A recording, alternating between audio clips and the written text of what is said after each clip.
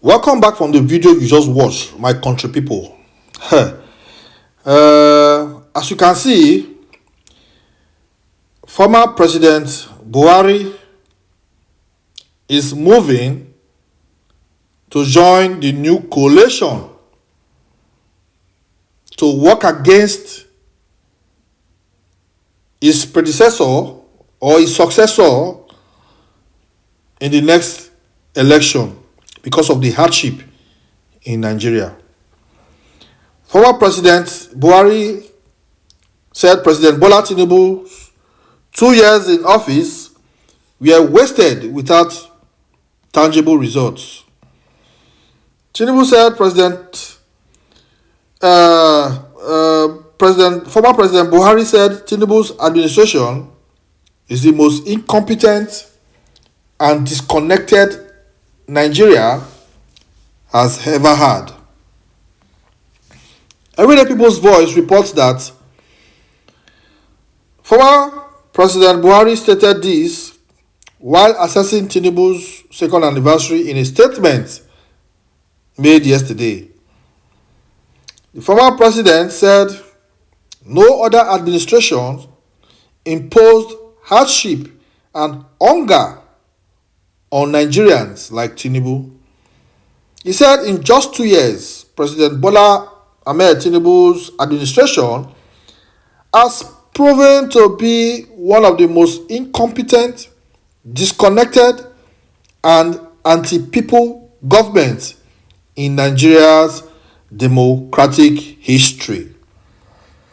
He said no previous administration has inflicted this level of hardship on the masses while showing such disregard for transparency, accountability, and responsible leadership, he said.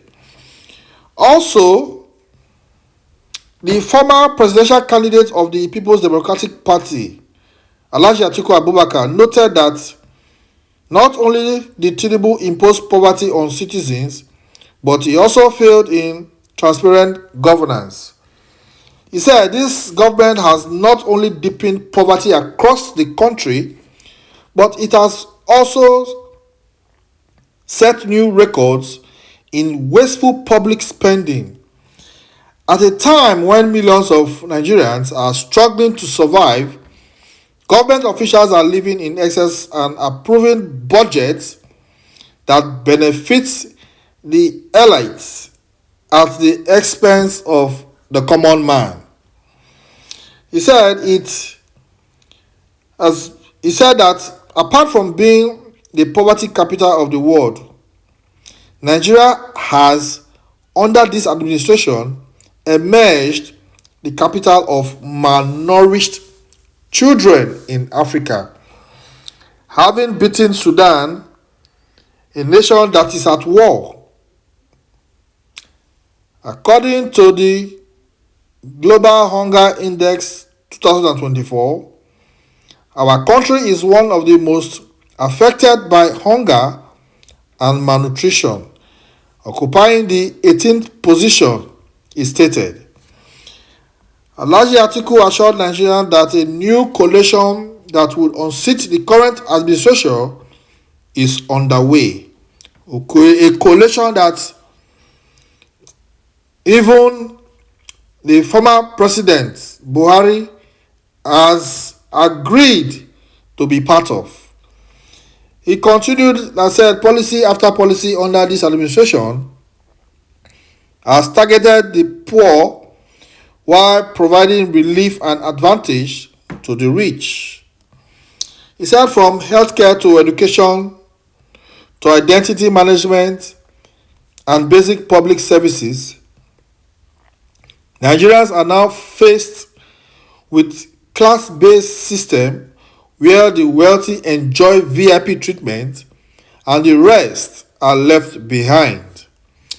He said just 2 weeks ago, the National Identity Management Commission hiked its fee by 75%, introducing VIP protocols for services that should be a basic right to citizenship. He said in education, public university fees have been raised far beyond the reach of poor families with no adequate support mechanism in place. He said even more troubling was the scale of borrowing under this government.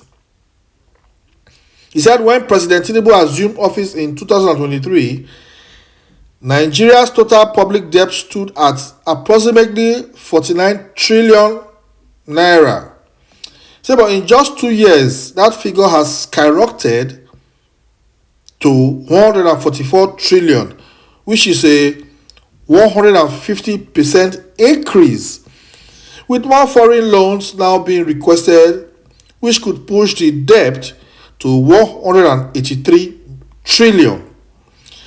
He said while the federal government racked up debt, state governments have shown more discipline, reducing their debt level from 5.86 trillion to 3.97 trillion, which is good.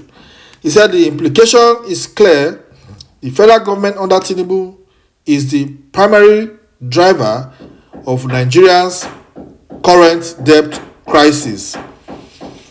He said President Tinubu's justification that new borrowing is needed to fund the 2025 budget and soften the impact of fuel subsidy removal is both weak and dishonest. It was the reckless and insensitive way his government removed the subsidy that created much of today's economic hardship in the first place. He said today, Nigeria is a nation where the rich get richer and the poor are punished for trying to survive. This reality cannot and will not be ignored. As opposition leaders and partners committed to the future of Nigeria, he said, we will not stand by and watch democracy be reduced to a tool for elite control. He said, we reject any attempts to turn Nigeria into a one-party state where dissent is silenced and power is abused. He said, we are building a strong, united opposition coalition, one that will challenge the excesses of this administration, restore accountability, and return government to the people. He also said that they will try and protect the right of every Nigerian to freely choose their leaders. I will see you again for my next video. Bye bye.